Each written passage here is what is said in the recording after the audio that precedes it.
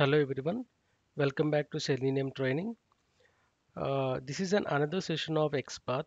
In previous session, we have seen how to identify elements using XPath in a standard way and using and or keywords.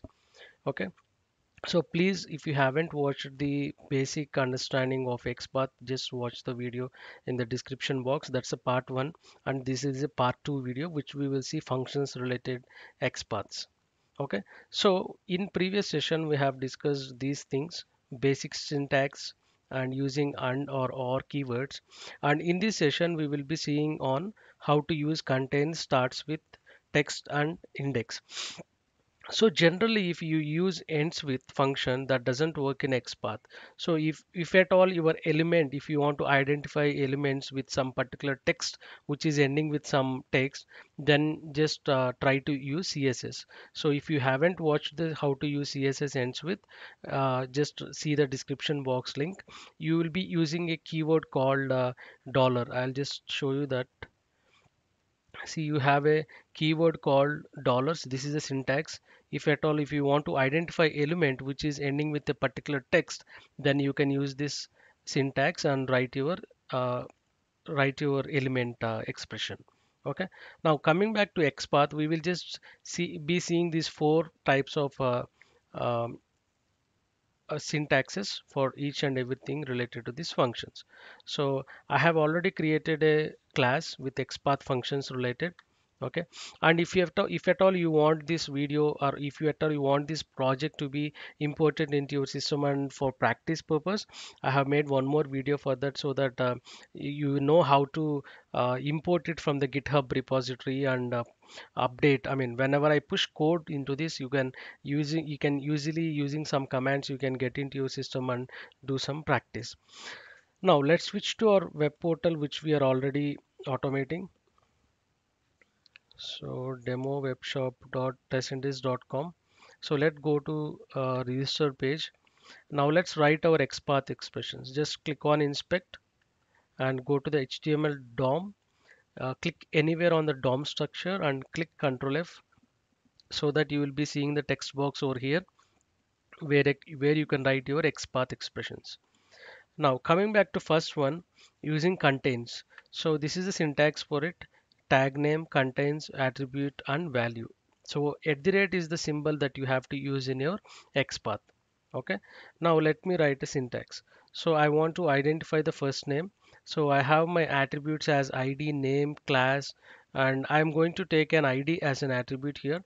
So let me write an expression slash slash input, and you can observe as soon as I write slash slash double slash input, it's giving me how many elements are there for with a tag called input. There are 13 elements, right? So slash slash stands for relative XPath, right, as we discussed. So I'm going to write here contains, and I'm going to open a parenthesis. Okay, and I'm going to write two expressions here. One is at the rate ID comma. Okay, and I'm going to give this first, instead of full I'll give first. I'll be closing the square bracket. So you can observe here I haven't given a full name, but just this part of the name, and it identified, right? So let me take this expression and copy it in the code.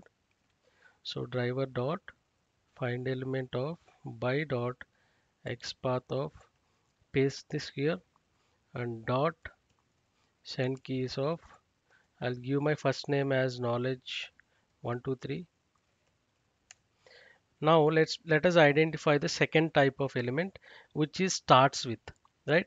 So same syntax. If this is very similar to CSS, for contains you will be using a keyword, you will be using a symbol star, and for starts with you will be using a symbol called caret symbol in CSS. So it's similar. If you know one syntax, you will get to know this syntax as well. So let's take starts with now. So let's identify last name, and let me remove this contains keyword and just put starts with. Okay, starts hyphen with, don't to forget to put this hyphen, so that it throws you error if you haven't put this hyphen. And If you observe, I want to identify last, right? So starts with, I'll just give last. You can see only one element is identified using starts with, right? So this is how you'll use starts with.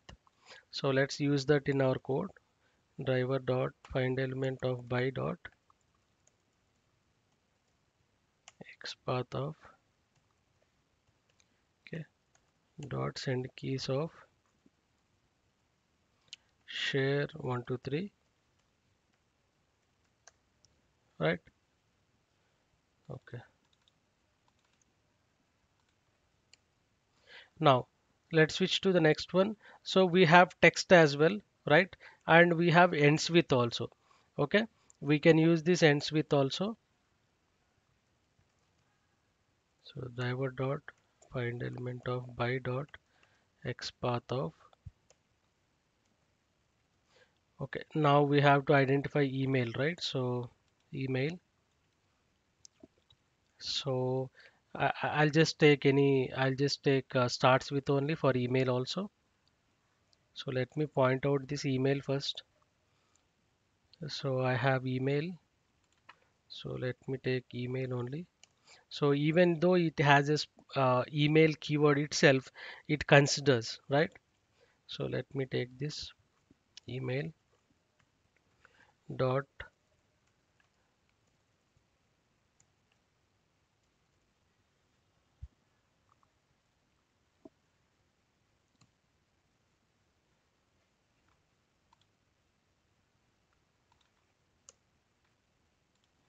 okay, dot send keys of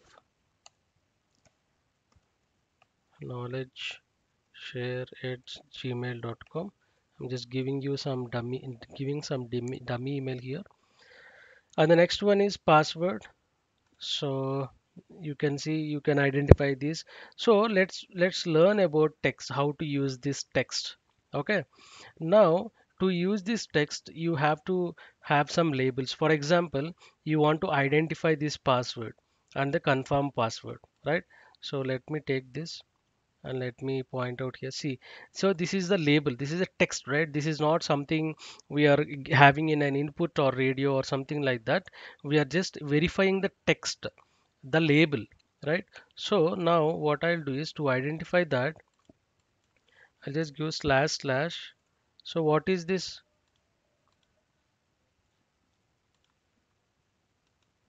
So this is a label, right? So I'll give label text is equal to, okay, I'll just give this and paste it here, close the bracket. See, I have identified using text. So this is a label, right? Whenever you have a text like this, or if you want to identify some error messages, you will be identifying like this. Okay. So now let's take this label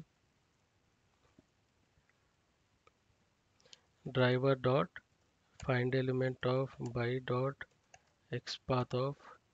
So I'll be pasting that here. I'll be deleting this. Okay. Dot is displayed. Okay. So we can use this syntax to find out whether this password label is displayed or not. So we can store it in a boolean. So boolean check password label is equal to. Okay. Now we can print the value as well. Password value presence, and I'll be giving this here so that it gives true or false whether that password is present or not. Okay. Now let's write a simple syntax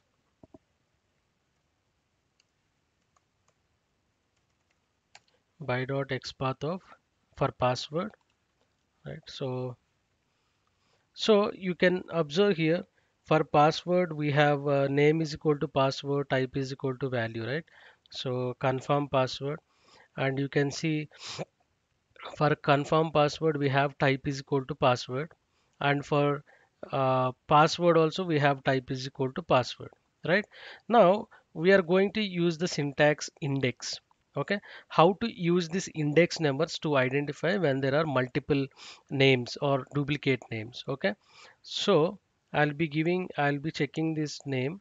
So I'll be taking slash input.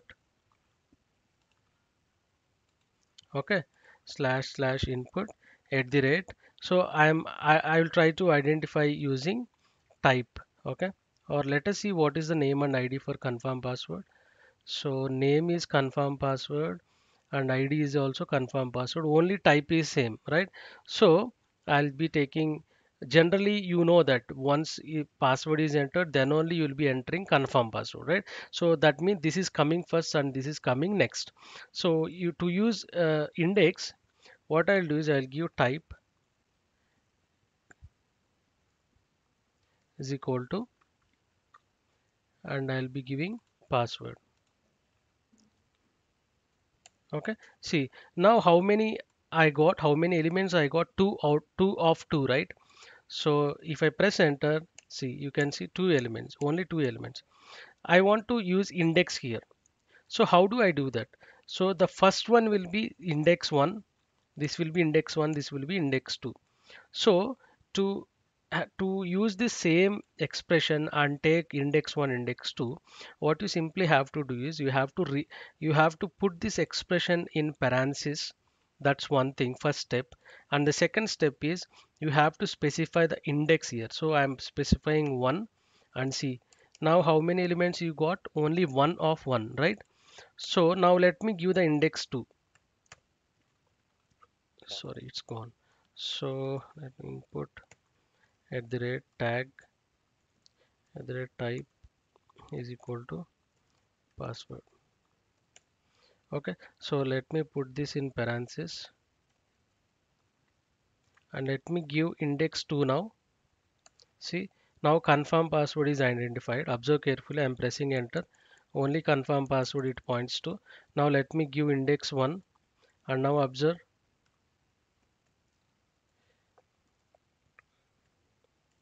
See, now password is highlighted, right?